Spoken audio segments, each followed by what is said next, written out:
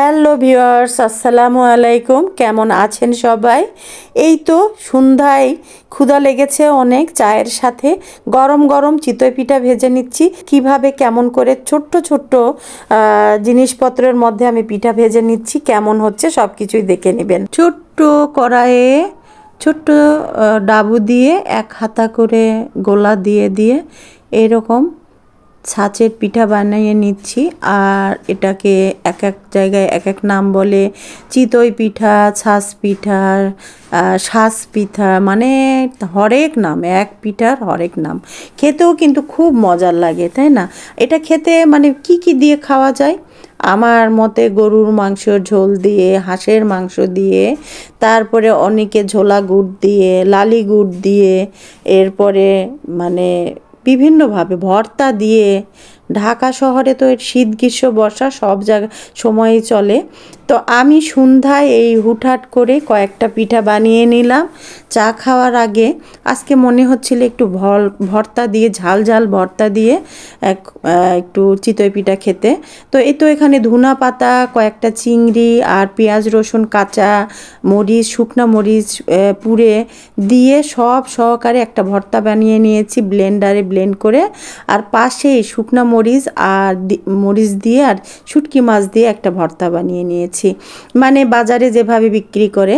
আর এই তো গোলাটা তৈরি করেছি ফ্রিজে, ডিপ ফ্রিজে তো সারা বছরই আমার চালের গুঁড়া রাখা থাকে।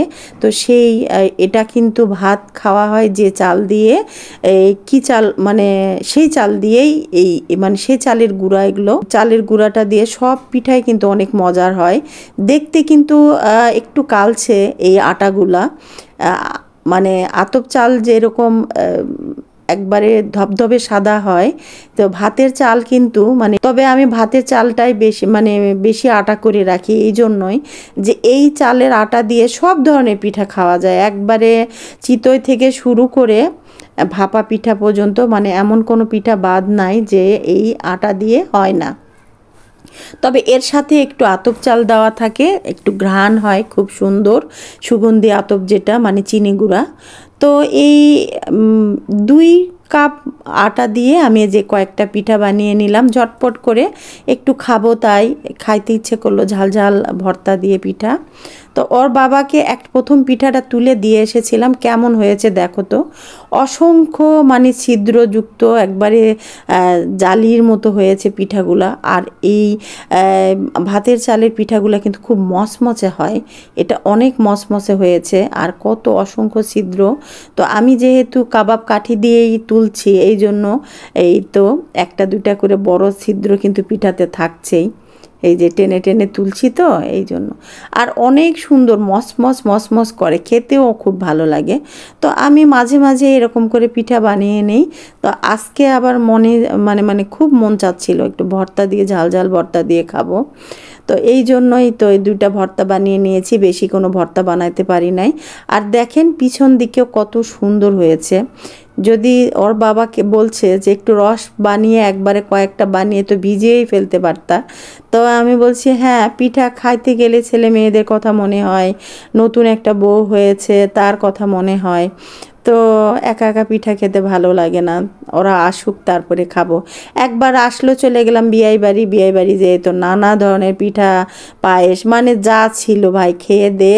আর পিঠার উপরে কোনো রুচি ছিল না। পিঠাগুলো আসলে অসাধারণ হয়েছে, মানে আমি বানিয়েছি বলে না, মানে খুব সফট। আর এই ভাতের চালের আটার পিঠাগুলো কিন্তু খুব নরম হয়।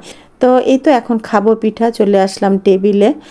আজকে ওর বাবাকে প্রথম পিঠাটা ভেজে দিয়ে আসছি, তো সে খাওয়ার পরে তার লোভ ধরে গেছে, সে এখন এসে পাশে দাঁড়ায় আছে, আমাকে হেল্প করছে, এটা সেটা টেবিলে নিয়ে যাচ্ছে, মানে তার ক্ষুধাও লাগছে মনে হয় এই জন্য।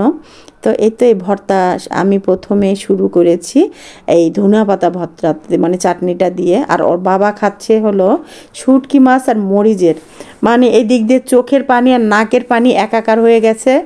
আর রূপককে দুইজনেই ডাকছি, রূপক অবশ্য পিঠার অত ইয়া না, সে পিঠা অতটা পছন্দ করে না। পিঠা পছন্দ করে আমার বড় ছেলে এবং মেয়েও করে। আর এই ভর্তা দিয়ে পিঠাটা আমার ছেলের বউ, আমার মেয়ে, ওরাও খুব পছন্দ করে। তো আসুক সবাই, আবার পিঠা বানাবো, খাওয়া হবে। তবে পিঠাটা অসংখ্য জালি মানে ছিদ্রযুক্ত হয়েছে, মচমচে স্বাদের। সন্ধ্যার নাস্তাটা আজকে মানে একবারে পারফেক্ট। সকলে ভালো থাকবেন, মজার মজার পিঠা খাবেন, আমাদের জন্য দোয়া রাখবেন। আজকে এই পর্যন্তই। আল্লাহ হাফেজ, শুভ সন্ধ্যা।